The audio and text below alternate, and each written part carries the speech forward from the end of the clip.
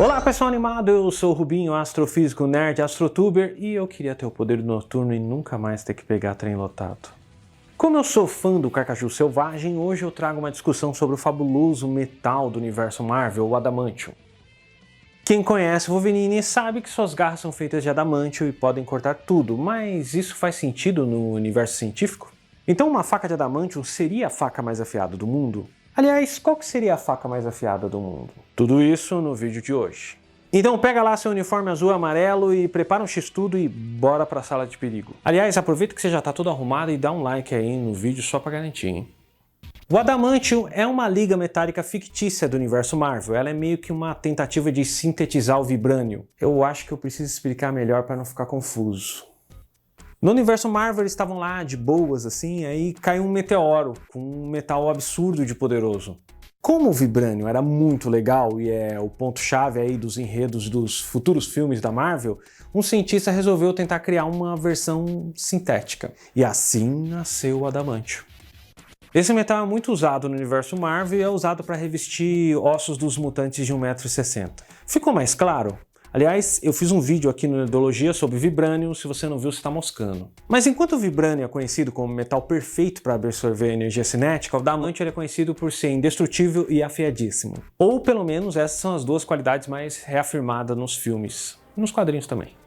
Olha, eu até entendo o Adamantium ele ser indestrutível, mas afiado eu sempre me pareceu meio estranho. Quem acompanha as histórias do Logan sabe que ele consegue cortar tudo com as suas garras, a não ser o próprio Adamantium. Mas o que é necessário para uma coisa ser capaz de cortar outra coisa? E aí eu posso resumir para vocês. Ser finíssimo. Deixa eu explicar melhor para vocês não ficarem perdidos. Com certeza você já andou na rua e pegou um galho assim, jogado no chão. Quando eu era jovem eu gostava de procurar o galho com uma ponta bem fininha para eu conseguir ouvir o barulho no ar quando eu agitasse ele. Isso só acontece se você está usando um galho com uma ponta fina e assim ele faz o famoso efeito chicote de Indiana Jones. Na verdade é conhecido só como chicote, a parte Indiana Jones é invenção minha. Mas por que isso acontece? Quando a gente coloca energia numa varinha, no chicote, a energia é usada para deslocar uma parte grande do instrumento.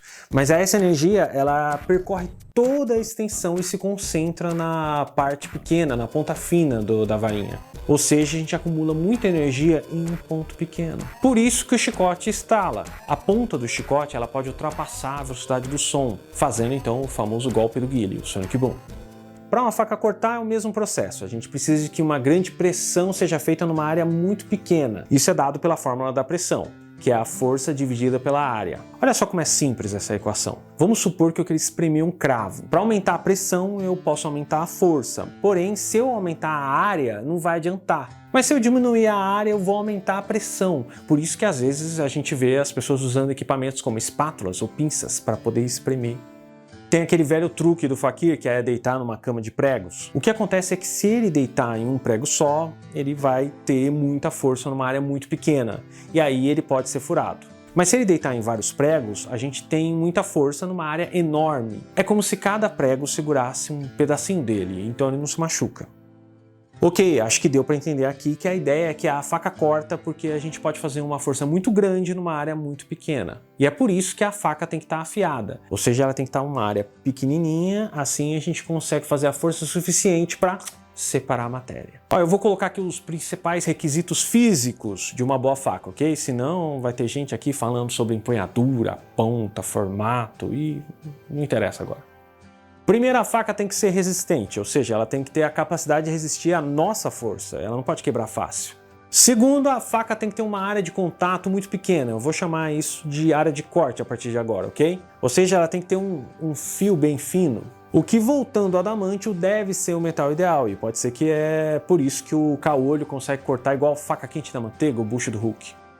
No mundo real, a gente tem vários problemas em encontrar o material ideal para fazer uma faca perfeita. Por exemplo, um material bom seria a obsidiana, que é o mineral adorado aí pelos fãs do Minecraft. A obsidiana pode criar áreas bem finas, o que tornaria ela uma faca maravilhosa, se ela não fosse tão frágil. Isso quer dizer que ela não aguentaria muito a pressão de um comentário do Jacan, mesmo que fosse boa de corte. Uma outra opção são as facas de porcelana, que pode ter uma área de corte muito fina, porém ela tem uma dificuldade muito grande em ser afiada. Então qual que é o melhor material para fazer uma faca? Depende. Olha eu fugindo da pergunta. Tirando todos os requisitos que os fãs de cutelaria já conhecem, se eu fosse escolher uma faca perfeita, eu preciso pensar no que eu vou querer usar. Se eu quero cortar uma coisa muito robusta, eu preciso de uma faca com um material resistente. Aí então, coisas mais delicadas, eu posso pegar um material mais leve. E aí entra no universo Marvel, trazendo um material que, segundo eles, é um material leve e capaz de criar uma camada de contato tão fina que pode cortar quase tudo. Quase um sabre de luz da Marvel. Não, mas a Marvel é da Disney. A Disney então tem então o sabre de luz é da Marvel. Então esquece. Mas na vida real não temos um adamantium, e olha que a gente está tentando. Temos até alguns cientistas da Universidade de Brown que eles estão criando uma liga que tem um ponto de fusão enorme. Ou seja, ela tem um material que derrete só com 4.000 graus Celsius. Olha, mais um pouco é a temperatura superficial do Sol. Ainda está apenas em simulação computacional, mas caso seja possível, eles vão criar uma liga indestrutível. Agora, será que ela seria maleável o suficiente para criar uma superfície de corte fino bastante para que a gente pudesse cortar com um gesto as paredes igual manteiga? Não sei, mas eu acabo de pensar em um problema. Sei que tem muito fã de cutelaria aí assistindo o vídeo e o pessoal sabe que existe uma diferença entre afiar uma faca e amolar uma faca. Ao afiar uma faca, a gente coloca a superfície de contato em uma camada bem pequena, mas isso não é suficiente se o fio de corte da faca estiver torto. Para alinhar esse fio, a gente precisa amolar a faca. Tanto que para afiar uma faca, a gente precisa desgastar ela esfregando ela, por exemplo, numa pedra. Mas se a gente quiser amolar, a gente precisa de algo que alinhe o fio de corte com uma chaira. A parte mais legal de preparar comida é amolar a faca antes de... Você já perturbou alguém e a pessoa falou, não me amola? Então a partir de agora, você pode responder, estou te tornando mais afiado. Mas voltando aqui ao Wolverine, eu te pergunto, como que naquela operação maluca, o Wolverine saiu com uma garra afiada e amolada? E se por algum motivo as garras saíram assim, como é que nenhum outro osso do seu corpo saiu afiado, cortando sua carne por dentro? E por último, por que o adamante não revestiu seus dentes? Eu acho que isso aí vai ficar para outro Nerdologia. Ou vocês podem comentar aqui a opinião de vocês. Aliás, aproveita que vocês já estão comentando e aperta o like e se inscreve no canal, viu? Mas antes de ir embora, no nosso último vídeo a gente teve umas perguntas bem legais.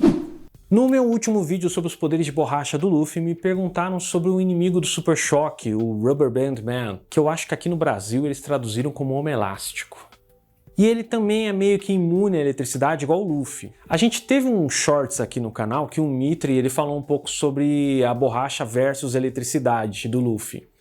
Mas em resumo, existem objetos que têm uma baixa condutividade, são os isolantes. Ou seja, eles dificultam a passagem da eletricidade, porque os átomos deles estão bem ligados aos elétrons. E sim, talvez os poderes elásticos permitam isso, mas como até o Super Choque comentou, tudo pode passar uma corrente elétrica, só depende da carga. Então sim, o Homem Elástico e o Luffy podem ter uma vantagem contra a eletricidade, mas não imunidade. E muita gente pediu aqui outros vídeos do One Piece, porque é óbvio, One Piece é incrível.